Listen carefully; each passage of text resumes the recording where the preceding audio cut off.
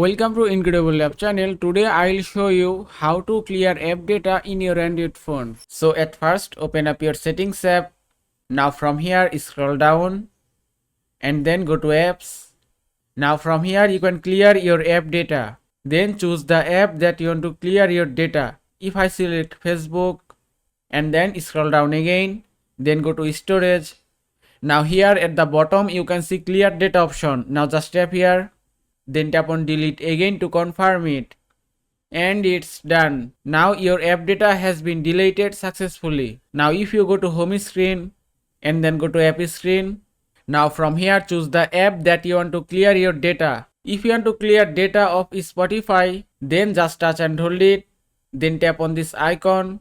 After that scroll down again. Then go to storage.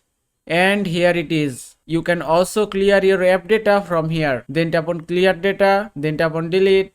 And that's it. You have successfully cleared app data in your Android phone. I hope this video was helpful. If it was, please give it a thumbs up and don't forget to subscribe.